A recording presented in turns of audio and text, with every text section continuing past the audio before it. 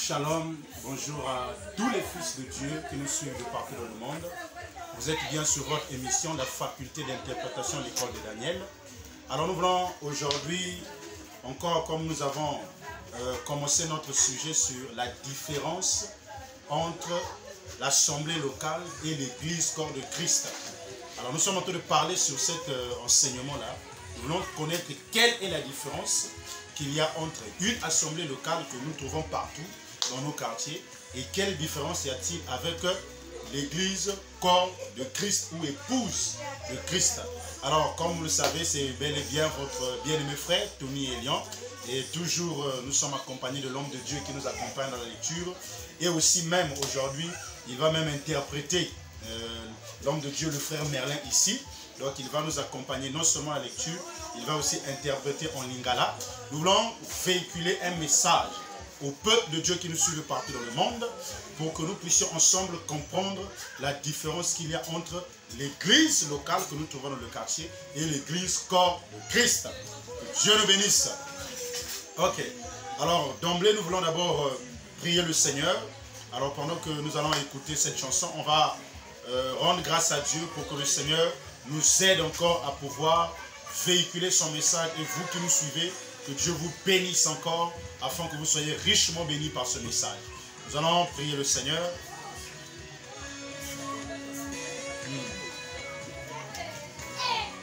Dieu du ciel, nous te disons merci, Père, parce que tu es Dieu, parce que tu es roi, tu ne changes pas, tu es le même hier, aujourd'hui, éternellement. Il a plu bon à tes yeux de permettre que nous puissions encore nous réunir en ce jour pour partager ta parole avec autant de Père et avec nos bien-aimés qui nous suivent de partout. Nous saluons tout autant de Père et avec nous par ta présence éternelle. Nous sommes en train de tout déposer entre tes mains. Viens encore parler à ton peuple et défie les bien-aimés qui nous suivent et qui vont nous suivre encore plus tard, oh Dieu. Ceux-là qui vont partager la vidéo, qui vont communiquer, Seigneur, et avec nous tendre Père, oh avec de liker et tout, que tu les bénisses encore, Seigneur. Nous voulons que cet enseignement permette encore, oh Dieu, à ton fils et à ta fille, Dieu, de recevoir encore une lumière sur un sujet certainement qu'il n'avait pas hier. Nous te bénissons, ô tendre Père, au nom de Jésus. Nous avons ainsi prié, nous avons tous. Amen. Que Dieu nous bénisse. Alors nous voulons ce soir lire une écriture qui est très très importante. Nous voulons lire cette écriture-là. Nous avons notre enseignement dans le livre de Matthieu, le chapitre 16. On va prendre notre écriture. Matthieu chapitre 16.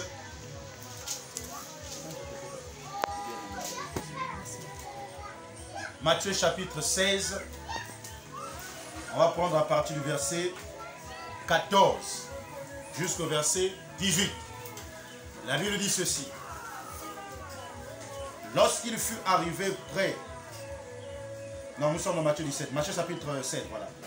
Jésus étant arrivé dans le territoire de Césarée de Philippe, demanda à ses disciples, « Qui suis-je aux hommes?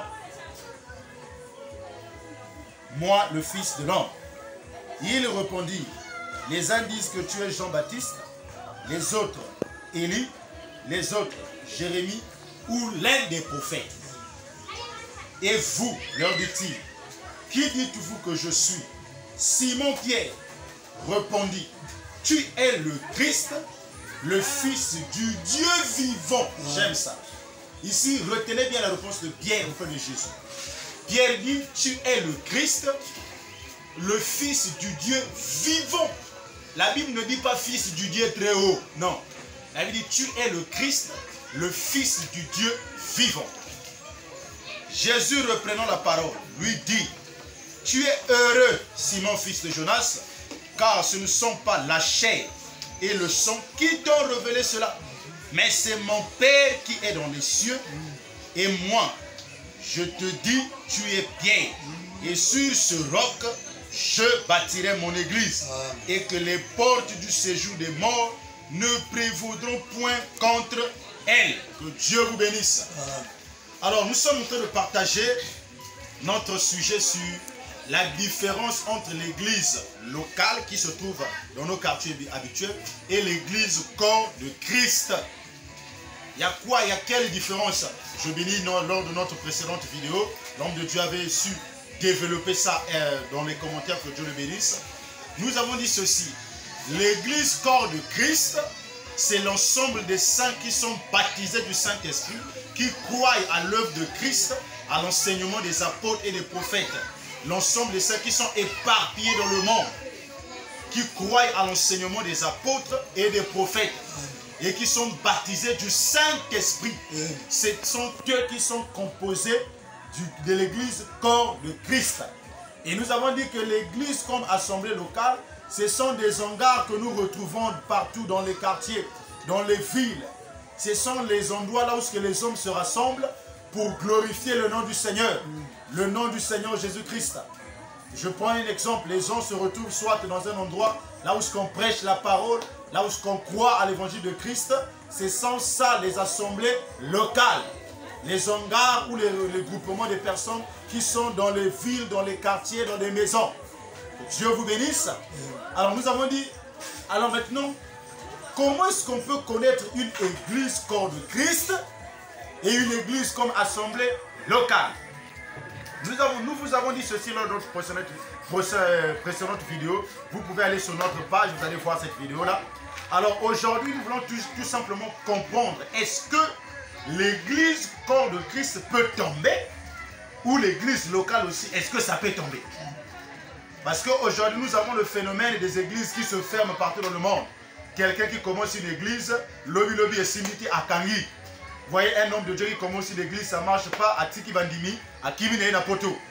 Est-ce qu'on se pose la question, est-ce que l'église Yanzambe, est-ce que Oko Kangama, est-ce qu'une église de Christ peut fermer? Est-ce qu'une église de Christ, on peut l'arrêter? Est-ce qu'une église de Christ, l'État peut l'arrêter, l'État peut la fermer? C'est le sujet dont nous voulons partager avec vous aujourd'hui. Nous disons ceci à la lumière des Écritures, que l'église corps de Christ ne peut pas tomber. L'église locale, oui, je précise bien, l'église locale on peut la fermer. L'église locale, on peut l'arrêter. On peut même vous interdire de prier dans une assemblée locale, c'est possible. Mais pas dans l'église corps de Christ. Je précise, on me dit, frère Tony, mais comment tu peux dire qu'une assemblée locale, oui, l'assemblée locale, l'État peut se lever, mais l'église corps de Christ, on ne peut pas fermer ça. L'église corps de Christ, on ne peut pas l'arrêter, ça ne peut pas tomber. Ça, c'est d'abord théorique, comment que je l'ai dit. Nous allons démontrer vis-à-vis des Écritures. Retenez d'abord ici, lorsque Jésus pose la question à ses disciples, Jésus leur dit, qu'est-ce que les gens disent de moi? Les disciples ont dit que les uns ont dit que tu es Jérémie, les autres ont dit que tu es Jean-Baptiste, ou l'un des prophètes. Bien aimé, Jésus n'a pas refusé. Maintenant, il pose la question aux disciples pour dire, maintenant vous qui marchez avec moi, qu'est-ce que vous pensez de moi? Jean et Pierre va se lever du milieu des 12. Il va dire, tu es le Christ, le Fils du Dieu vivant. Retenez bien, Fils du Dieu vivant. Retenez bien le terme vivant. Pourquoi Pierre parle du Christ, Fils du Dieu vivant? Parce que les Hébreux connaissent que le Christ ne meurt jamais. Parce que les pharisiens ont vu Jésus. Jésus, pendant qu'il disait qu'il faudrait que lui il meure, les pharisiens lui ont dit, oh, nous avons appris par la loi que le Christ demeure éternellement. Mais comment toi tu dis que tu dois mourir? C'est que le Christ, lui, ne meurt pas. Or, le Christ, c'est qui? C'est la divinité qui habitait le corps de Jésus. C'est ça le Christ. Donc, Dieu dans Jésus, c'est ça Christ. Voilà pour cette raison, Pierre a dit, tu es le Christ, le Fils, pas du Dieu mort. Non. Il n'a pas dit Fils du Dieu mort. Le Fils du Dieu vivant. Pourquoi? Parce que Jésus a été déclaré Christ par rapport à sa résurrection. Romains chapitre 1er, verset 4. Il a été déclaré Fils de Dieu. Par rapport à quoi? Par rapport à sa résurrection. Supportez-nous. Nous vous lisons cette écriture. Romains chapitre 1er, le verset 4 dit ceci. Nous prenons à partir du verset 3. Il concerne son fils né de la postérité de David, selon la chair, déclaré fils de Dieu avec puissance selon l'esprit de sainteté par sa résurrection d'entre les morts. Jésus-Christ notre Seigneur. Donc Jésus a été déclaré fils de Dieu par rapport à sa résurrection. Donc fils de Dieu, c'est celui-là qui a le pouvoir sur la mort. Le fils de Dieu ne meurt pas. Le fils de Dieu vit. Est-ce que vous voyez ça? Voilà pour cette raison, Pierre dit, tu es le Christ, le fils du Dieu vivant. C'est là où Jésus dit à Pierre, tu es Pierre sur ce roc. Quand Jésus dit Pierre, il parle à Pierre. Mais quand il dit roc, il ne s'adresse plus à Pierre. Retenez le frère. Il dit tu es Pierre sur ce roc. Ah, quand il dit roc, là il ne voit plus l'apôtre Pierre. Voilà pour cette raison les gens ont mal compris ce verset, pensant que l'église est bâtie sur l'apôtre Pierre. Non, l'église est bâtie sur le roc. Or, c'est quoi le roc? Pierre avait refusé qu'on puisse bâtir l'église sur lui. 1 Pierre chapitre 2. Pierre avait refusé qu'on puisse bâtir l'église sur lui. Aboya qui est un beau frère. Prenons 1 Pierre. Je ne fais que faire de la broderie. 1 Pierre chapitre 2. Il y a quelque chose de très important. Parce que nous voulons comprendre ça. 1 Pierre chapitre 2, à partir du verset 4, la Bible dit ceci. À partir du verset 4, la Bible dit ceci. Approchez-vous de lui, pierre vivante, rejetée par les hommes, mais choisie et précieuse devant Dieu. Et vous-même, comme des pierres vivantes, édifiez-vous pour former une maison spirituelle, un saint sacerdoce, afin d'offrir des victimes spirituelles, agréables à Dieu par Jésus-Christ. Car il est dit dans l'Écriture, voici je mets en Sion une pierre. Et vous voyez ça? Une pierre angulaire, choisie, précieuse, et celui qui croit en elle ne sera point confus. Donc ici, Pierre a refusé qu'on puisse bâtir l'église sur lui. Quand Jésus dit que sur ce roc, les gens ont pensé qu'il s'agissait de Pierre. Mais Pierre ici, dans le livre de 1 Pierre chapitre 2, il dit ceci. Non, c'est sur la pierre angulaire que Dieu devait mettre en Sion. Et cette pierre angulaire, c'est la personne de Jésus. Voilà pour cette raison, Éphésiens chapitre 2, verset 20 dit, vous êtes édifiés sur le fondement des apôtres et des prophètes, dont Jésus étant la pierre angulaire. Donc l'église est bâtie sur la personne de Christ qui est la pierre angulaire. C'est lui la révélation qui est sortie de la bouche de Pierre. Amen. Lorsque Pierre dit, tu es le Christ, le Fils du Dieu vivant. Pourquoi Pierre dit Fils du Dieu vivant? Parce que le Fils c'est celui qui a la domination sur la mort. Voilà pour cette raison Jésus dit, tu es Pierre sur ce roc, je bâtirai mon église. Et il ajoute, les portes du séjour de mort ne prévaudront pas. Pourquoi? Parce que le fait que l'église soit bâtie sur le Fils du Dieu vivant, or le Fils a la domination sur la mort. C'est que si l'église est bâtie sur le Fils, c'est que l'église aussi a la domination sur la mort. Amen. Voilà pour cette raison nous avons dit au commencement que l'église corps de Christ ne peut pas tomber. Oh non, en 1900, je ne sais pas moi, Kingane, l'église était rentrée dans les ténèbres jusqu'à ce qu'un certain prophète est venu faire. Frère, c'est une doctrine des démons. C'est une fausse doctrine. L'église n'était jamais tombée. Amen. Et l'église ne tombera jamais. L'église ne tombera jamais, frère. Sinon Jésus a failli. Parce qu'il a dit que les portes du séjour de mort. Parce que ceux qui régnaient sur la terre, il a dit que la mort a régné d'Adam jusqu'à Moïse. C'est que, en fait, la mort régnait. Mais Jésus est arrivé, il a vaincu la mort. Amen. Voilà pour cette raison, il a dit que l'église aussi, les portes du séjour de mort ne peuvent pas prévaloir contre l'église. C'est pour dire que l'église ne peut pas tomber. Pourquoi l'église? L'église qui ne peut pas tomber ici, c'est l'église corps de Christ. Je précise. À ne pas confondre. L'église corps de Christ ne peut pas tomber parce qu'elle a la domination sur la mort. Amen. Elle a la domination sur la nation. Amen. Elle a la domination sur toute la puissance de l'ennemi. Est-ce que vous savez ça? Bien-aimés dans le Seigneur, nous sommes en train de traverser la période de la nuit. Or, la période de la nuit, l'église ne peut pas s'éteindre parce que l'église a la parole de la lumière. Amen. Prenons une écriture. Nous sommes dans le livre de 2 Pierre 1, verset 19. 2 Pierre 1, verset 19. 2 Pierre 1, verset 19. La Bible dit quoi? Papa, 2 Pierre 1, verset 19. La Bible dit quoi? 2 Pierre 1, verset 19. Je lis au nom du Seigneur Jésus-Christ. Et nous tenons pour d'autant plus. Nous tenons pour d'autant plus. Certaines.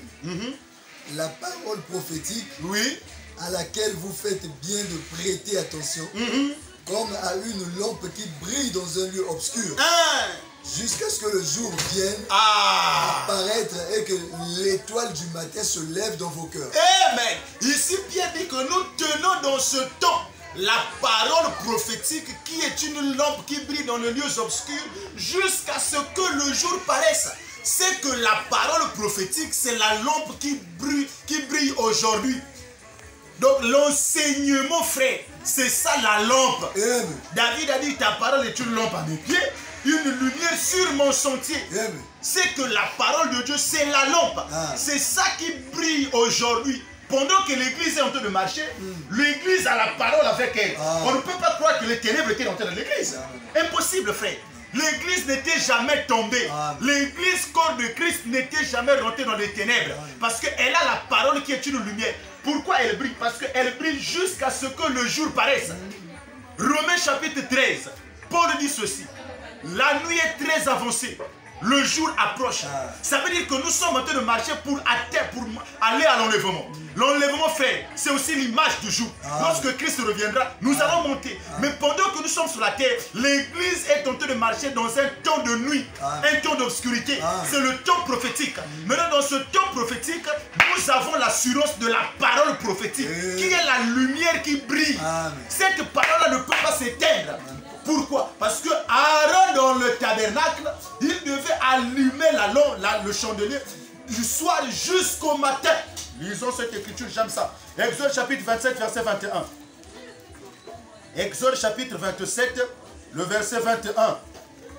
Exode chapitre 27, le verset 21. Exode chapitre 27, le verset 21. Exode 27, 21. Nous allons prendre cette écriture rapidement. Écoutez ce que dit la Bible. Ok. Exode chapitre 27. Exode chapitre 27. C'est dans la tente d'assignation, en dehors du voile, qui est devant le témoignage, qu'Aaron et ses fils la prépareront pour que les lampes brûlent du soir. Que les lampes brûlent du soir au matin. En présence de l'Éternel. En présence de l'Éternel. Donc le chandelier dans le lieu saint devait brûler du soir jusqu'au matin. Ça veut dire que pendant le soir, toute la période de la nuit, le chandelier est allumé. Or, selon Apocalypse chapitre 2, le chandelier c'est l'église. C'est que l'église c'est tout un chandelier qui est en train de s'allumer du soir jusqu'au matin. Or, le matin c'est l'enlèvement, frère. Ça veut dire que pendant la période du soir, l'église, la lumière ne peut pas s'éteindre. La lumière, c'est la parole, frère. L'église ne peut pas perdre la parole. Osez croire qu'en 1900, je ne sais pas combien, l'église avait perdu la parole. C'est une fausse doctrine. Parce que l'église, corps de Christ, ne peut pas tomber. Les ténèbres ne peuvent pas rentrer. Jésus lui-même a dit, Jean, quand il le voit dans Apocalypse chapitre 1er, la Bible dit quoi? Jean a vu un fils de l'homme qui marchait au milieu de cette chandelier. C'est-à-dire que pendant que l'église est en train de marcher, Jésus marche avec l'église. Est-ce que vous voyez ça, frère?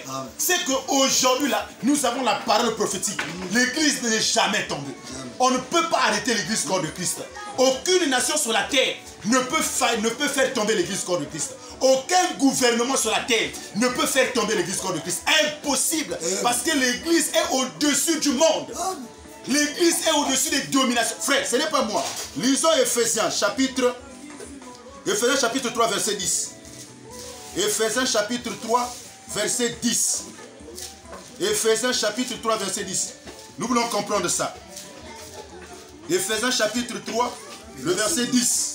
Écoutez ce que dit la Bible. Afin que les dominations. Afin que les dominations. Et les autorités. Et les autorités. Dans les lieux célestes. Dans les lieux célestes. Connaissent aujourd'hui. Connaissent aujourd'hui. Par l'Église. Par l'Église. La sagesse infiniment variée de Dieu. Ah, donc les dominations, les principautés, les autorités vont connaître par l'Église. Quelle Église? Corps de Christ. Ça veut dire que les autorités, les gouvernements du monde, c'est par l'Église que ces gouvernements seront la sagesse de Dieu, la puissance de Dieu. Si le monde aujourd'hui a un sens, c'est parce que l'Église est encore sur la terre. Le jour que l'Église quittera la terre, le monde va subir des chaos. Le monde va vivre des malheurs. Est-ce que vous savez ça? Voilà pour cette raison, vous allez vous rendre compte d'une chose. Aussi longtemps qu'Élie était là, Baal ne pouvait pas agir. Mais quand Élie va quitter Israël, Baal va commencer à travailler.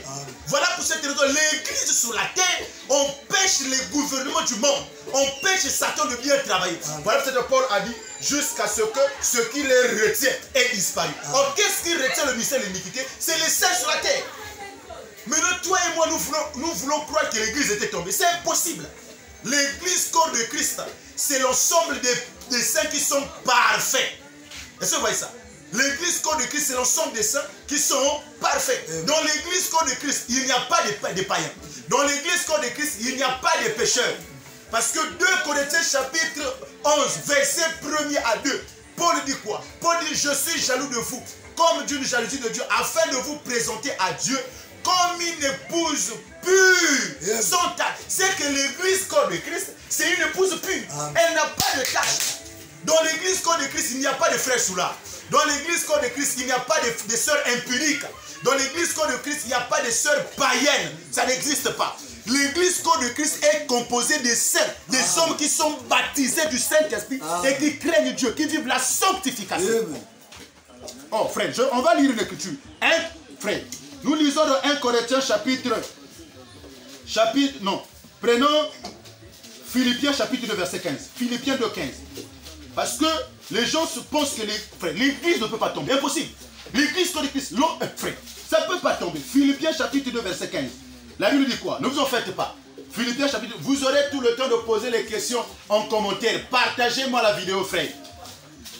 Philippiens chapitre 2 verset 15. La Bible dit quoi? Philippiens 2, 15. Je lis au nom du Seigneur Jésus-Christ. Oui. Afin que vous soyez irréprochables. Afin que vous, les vous là, c'est l'ensemble des saints. Irréprochables. Donc l'église corps de Christ, c'est des irréprochables. Est-ce que vous voyez ça? Et pur. Des enfants de Dieu, irrépréhensibles. Donc, l'église corps de Christ est composée des enfants de Dieu. Donc, c'est ça l'église corps de Christ. Il n'y a pas de païens, il n'y a pas de pécheurs, il n'y a pas de faux frères. Non. Irrépréhensible. Vas-y, papa. Au milieu d'une génération perverse.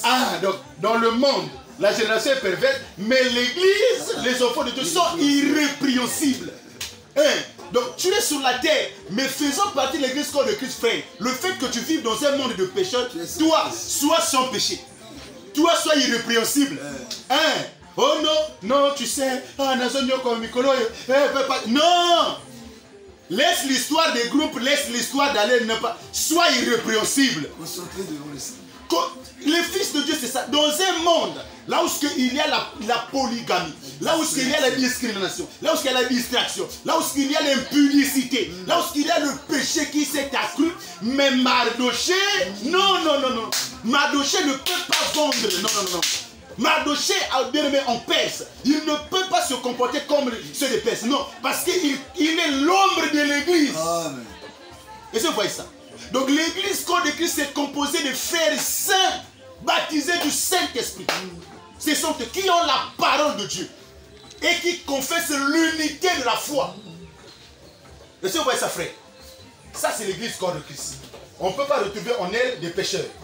On ne peut pas retrouver, parce que, frère, il y a une différence entre la carrière et le temple de Salomon. Oh, que Dieu bénisse ceux-là qui vont assister au séminaire, frère.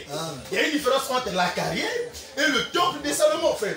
Pourquoi? Parce que lorsque Salomon est en train de construire le temple, il a besoin de pierres magnifiques. Oh, supportez-moi qu'on prenne cette écriture. Supportez-moi qu'on prenne cette écriture. Il a besoin de pierres magnifiques. Parce que si tu n'es pas une pierre magnifique, non. Non. Vas-y, papa. 1 Roi chapitre 5, verset 17. La Bible dit quoi?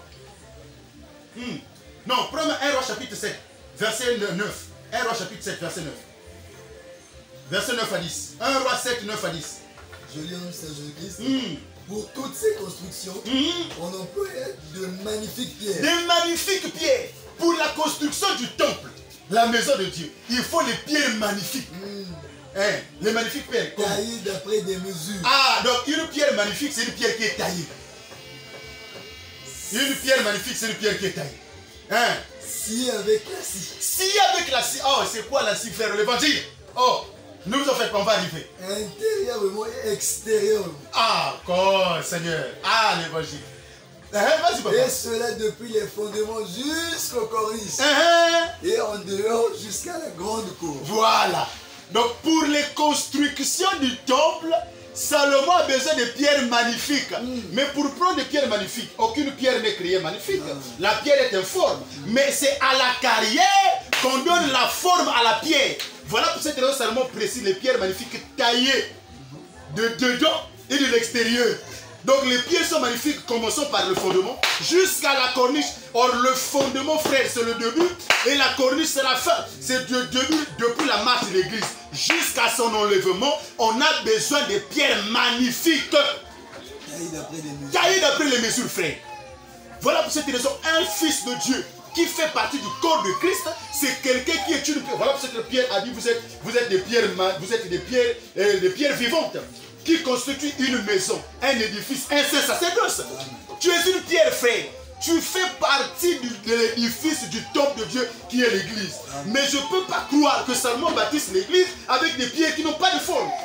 Mais comment oser croire que l'église corps de Christ était tombée? C'est impossible. Mais dans l'église corps de Christ, on a des pierres magnifiques. Maintenant l'église locale. Oh, dans l'église locale, c'est là où Jésus dit, vous tous qui êtes fatigués, chargés, venez tel que vous êtes, venez à moi. Dans l'église locale, tout le monde peut venir.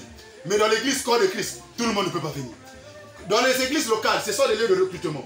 Les églises locales sont des lieux de recrutement que Dieu recrute pour l'église corps de Christ. Ce sont des carrières. Là où on ramasse des pierres, on taille. Or, c'est même ça le torrent, frère. Là où David ramasse 5 pierres. Or, les pierres polies sont des pierres qui ont déjà des formes. Oh, moi j'aime ça. David va à la carrière, il ramasse des pierres polies pour aller affronter Goliath. Ça veut dire, si toi tu ne passes pas par le torrent pour qu'on puisse te recruter, tu auras peur de Goliath. Voilà pour cette frère. L'église corps de Christ, c'est le lieu de recrutement, là où on recrute tout le monde. Afin de faire quoi? Afin de les tailler pour que cela soit susceptible de faire partie de l'église corps de Christ. La première personne. Est-ce que vous voyez ça? Jésus a dit, le maître a organisé le festin. Allez dans les rues, appelez tout le monde. Tout le monde était venu. C'est la paix, l'église locale. Mais le jour du choix, le maître a regardé quelqu'un qui est mal habillé et dit, comment tu es rentré ici? Dans l'église corps de Christ, si tu es mal habillé, tu ne peux pas rentrer. Mais dans l'église locale, on reçoit tout le monde. Moyen Boza Mopakan, Yaka. Sœur en Christ impunique, viens. Frère en Christ impunique, viens. Frère en Christ impunique, viens. Voilà pour cette raison, frère. Dans l'église locale, on a toutes sortes.